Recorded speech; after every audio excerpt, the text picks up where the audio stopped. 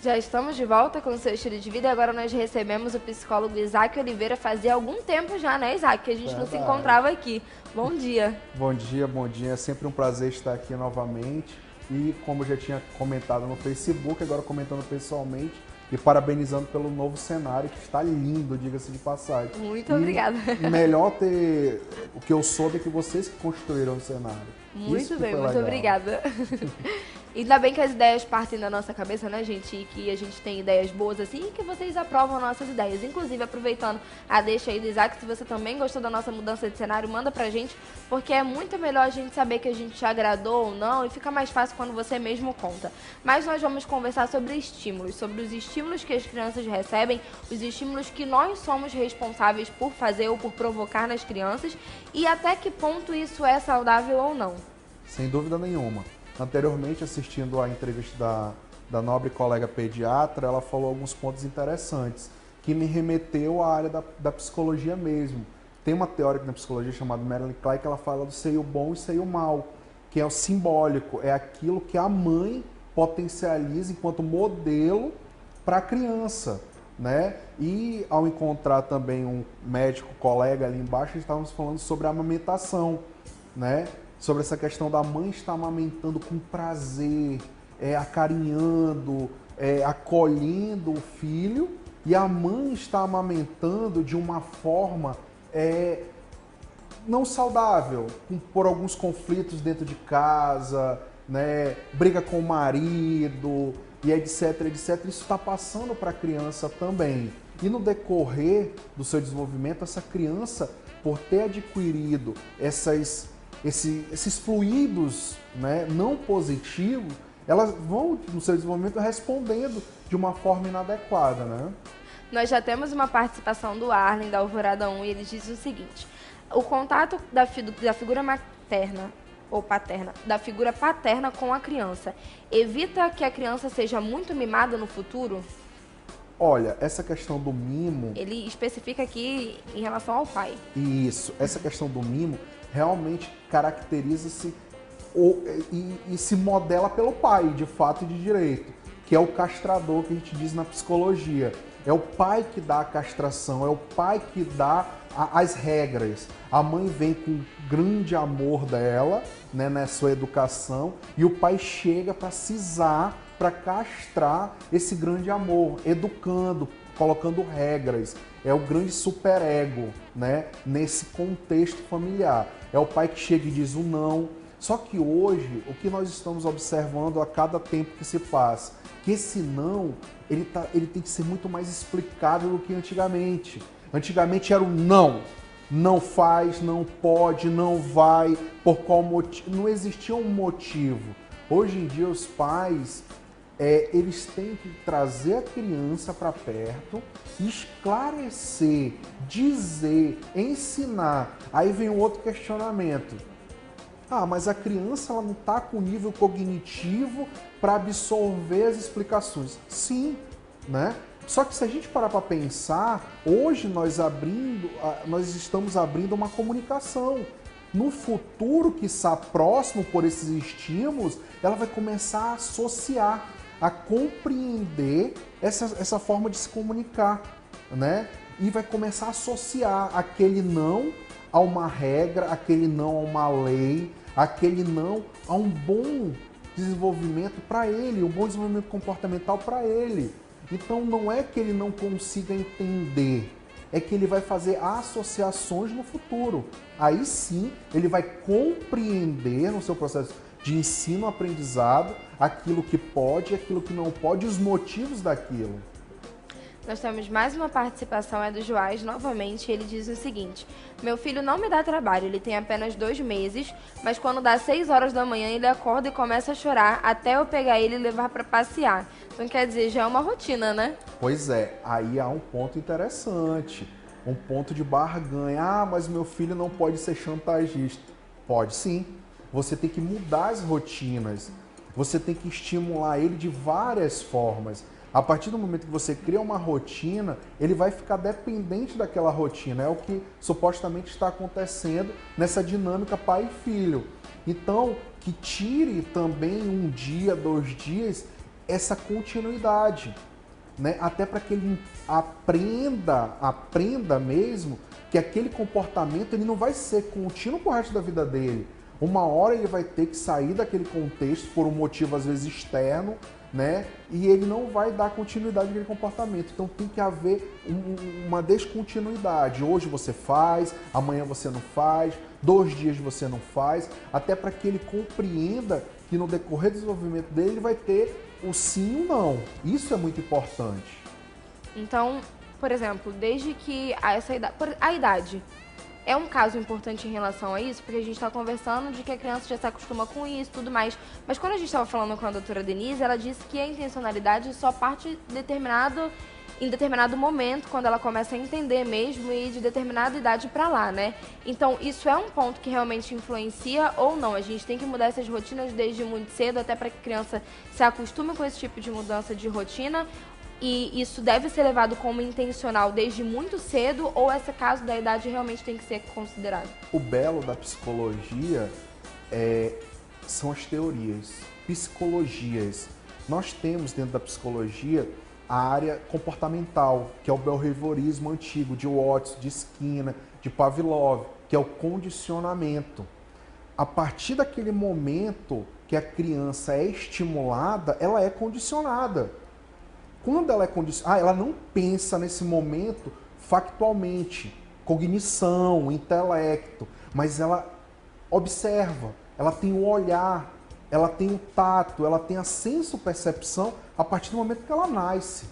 E ela é condicionada. E quem condiciona ela somos nós, né? No momento que nós diariamente tiramos ela para dar um passeio, ela ali está no processo de ensino-aprendizado, sim, de condicionamento. A partir desse condicionamento, ela começa a ter uma cognição. Ah, mas a gente está falando de uma criança de 6 meses, de 7 meses, de 8 meses. Sim, ela está no processo de aprendizado, né? Ela está, daqui a pouco ela vai andar. Hoje, agora há pouco, a própria pediatra falou que tem criança andando a partir de 9 meses. Antigamente você via a criança andando a partir de 9 meses? Não, era raro, porque hoje os estímulos, eles são outros. Ela falou dos tablets, hoje os estímulos são muito mais tecnológicos, visuais, né? E os pais estão inseridos. Da mesma forma que tem crianças reclamando que não estão tendo mais interação com os pais. Por qual motivo?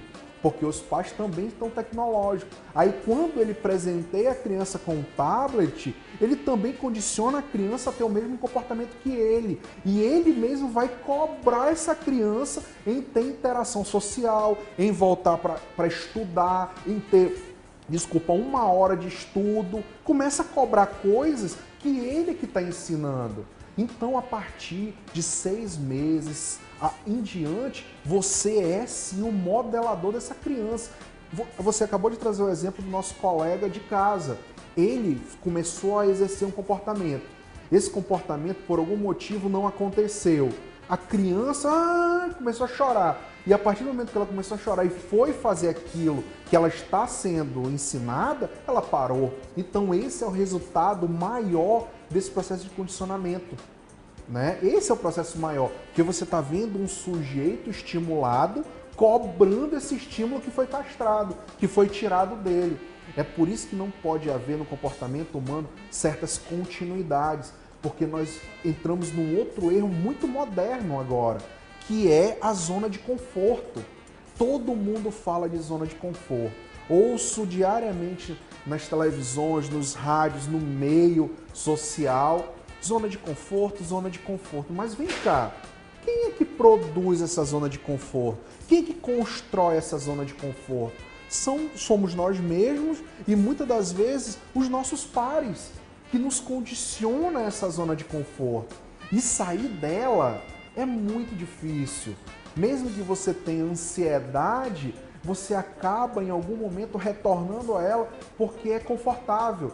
Você se sente bem, você acaba tendo medo de sair dela e buscar o novo. E a criança é assim. A criança ela tem que aprender, mas ela tem que saber por qual motivo. Ah, mas ela não tem cognição ainda suficiente para isso. Então vamos trabalhar o comportamento. Tira e põe, tira e põe, tira e põe, né?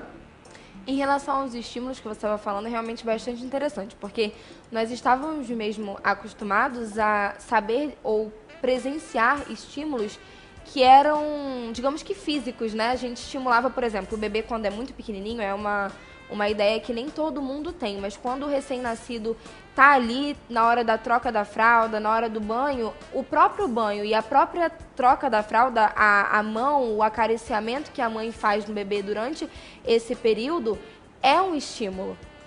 E antigamente a gente via isso, né? Que abraçava, que beijava, isso era o estímulo. E hoje em dia, esses estímulos estão sendo trocados pela tecnologia. Então, até que ponto isso pode realmente afetar a saúde, o bem-estar ou até o desenvolvimento dessa criança, né? É o que acontece hoje na sociedade. Hoje nós estamos regredindo a buscar culpados, a dizer porque está assim, por qual motivo está assim. Peraí, vamos olhar para nós mesmos.